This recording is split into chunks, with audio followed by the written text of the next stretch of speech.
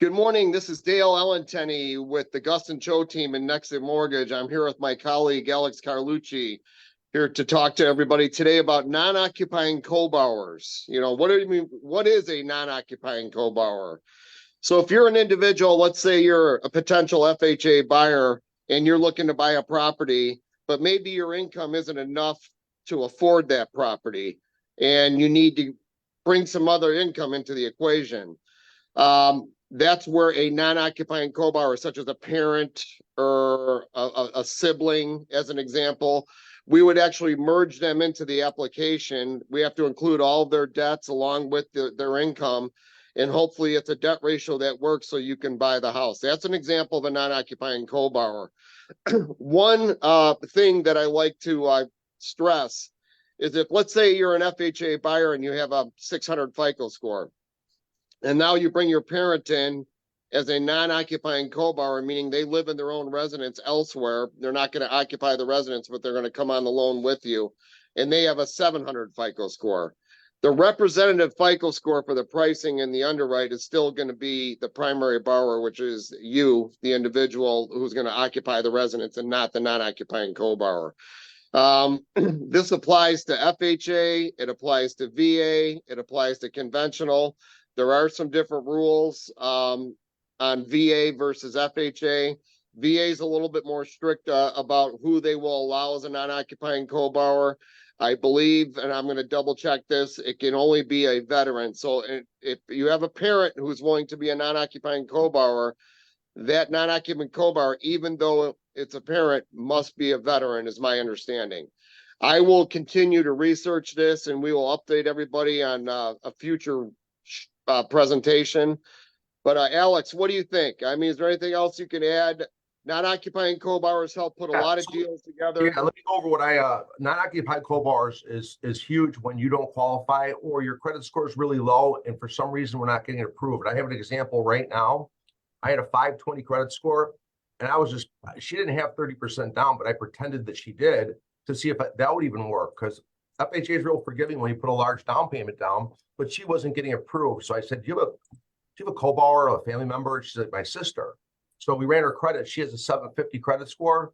She got approved with 10% down, and that's what she had to put down. That's all the money she could come up with, and that's how we got it approved. So she wasn't getting approved by herself, and I was trying 30% down, which she didn't even have, and we added the non-occupied co-borrower with a good credit score, and 10% down works. So that's one case of how great a non-occupied co-borrower. That's a really good point, Alex. A lot of times people maybe on their own, the strength of their credit, the strength of their overall profile isn't enough to get what we call an automated underwriting approval. We call it AUS. It's an automating underwriting approval. Now, we do a lot of manual underwrites, but sometimes when you bring in a parent, for example, with a 720 FICO score, with good income and good assets, it changes the whole profile of the file, and now you're getting a quote-unquote approved eligible. So that's another great way. Here's something you want to be careful of. You can't have a non-occupied co-borrower for cash out. I found out that the hard way about a year ago. I submitted, I'm like, what? So you can't add a non-occupied co-borrower to get cash out of your house. But I want to go over a couple other things. So you're buying a multi-unit, 2 to 4 units, and you have a non-occupied co-borrower.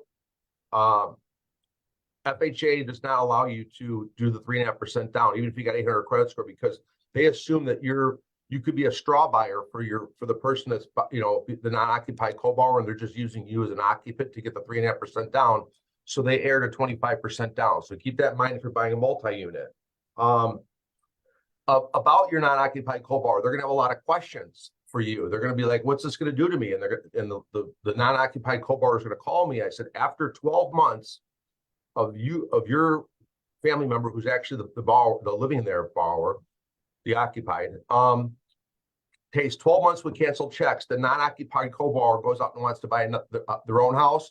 Those 12 months canceled checks from the occupied co-borrower or borrower will exclude the debt from the borrower buying a house in the future. But for 12 months, they're going to be paralyzed with that debt against them. So if they don't own a house right now and they want to buy a house in 6 months, it will interfere with them. They would have to qualify for your mortgage that they co-signed for you, and their new mortgage and their debt. So that will interfere with their life.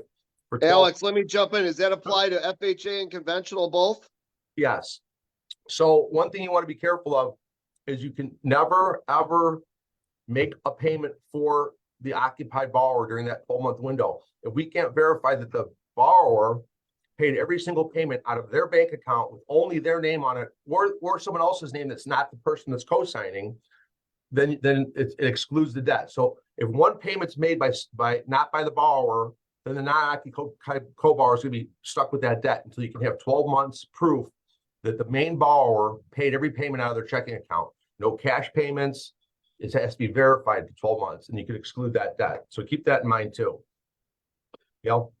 You know, we've talked several times about the affordability of housing on many of our previous episodes. And, you know, this is a classic example. If you're somebody who's looking to buy a house in an area and you just can't afford it on your own, or maybe you have another source of income in your house that you can't put on the loan, whatever the case may be, you get that non-occupying co-borrower to get yourself in and get established.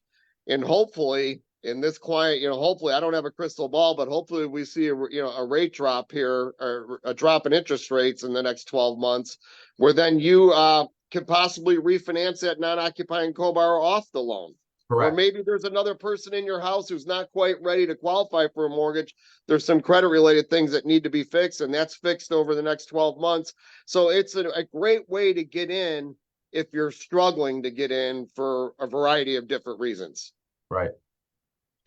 So, yeah. So, I mean, we use it all the time. And Alex, how often do you use a non-occupying co-borrower on a manual underwrite?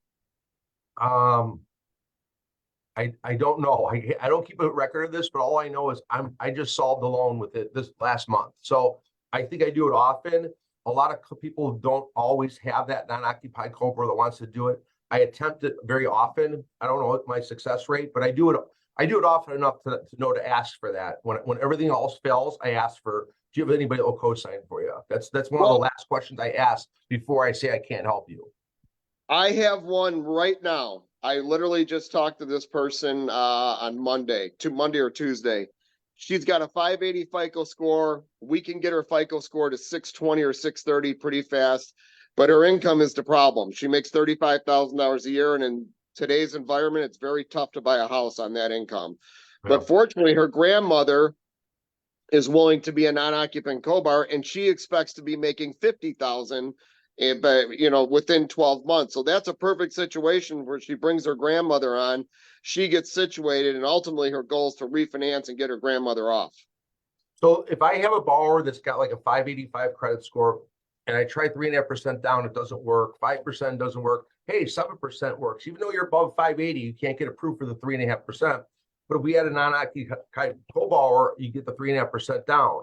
Now, in that case, the borrower, we start looking at the borrower's credit and like, hey, we can get your credit up to 620. I would rather pre-approve them right now with the 580 credit score and the non-occupied co-borrower that's 100% for sure, versus me predicting that if I get this person's score up to 620, I'm going to get approved eligible, because you never know what the computer's thinking. It analyzes all sorts of things that I can't see with my naked eye. It predicts your ability to pay by your patterns of what you're paying late and what your credit openings and inquiries and all the dates. It's predicting. So even if I get to a 620, it's still maybe 7% down. So I always like to go with the sure thing. So if I run into that situation where it's pick one, A or B, I tell the client, like, hey, if we had this co-borrower and it works, we can get you in a house for sure. If we play this game of trying to get your credit up and it doesn't work, we're back to, you just spent all that money buying your debts down, getting your score up, and now you're out that money and it didn't work. So I like to go with the sure thing. So that's where the non-occupied co-borrower, I can give you an immediate answer. That's something I know I can bank on for sure. That's something how I use non-occupied co-borrowers. And just to kind of touch on what you said, so when we are working with people and we are able to project based on some of the tools we have available to us on what your FICO is going to be, we don't know until you get to that point, meaning you get to a 620, and then we run the automated underwriting, whether it's going to work or not. Right. So what Alex is saying, it's a safe bet to use a non-occupying co-borrower if time is of the essence, and not gamble on waiting till that moment to only be told you're still not approved. No. So the non-occupying co-borrower adds, and a lot of times, strength in income, strength in credit, strength in assets. And it's really a game changer for a lot of people to get into a property. Yep. Alex, you have anything else to say on that subject? That's it. That's all I got today, you guys. Thank you very much. Please tune in next week, 10 o'clock. I don't know what our subject matter will be, but we'll post it. Thank you very much. Guys. Bye-bye.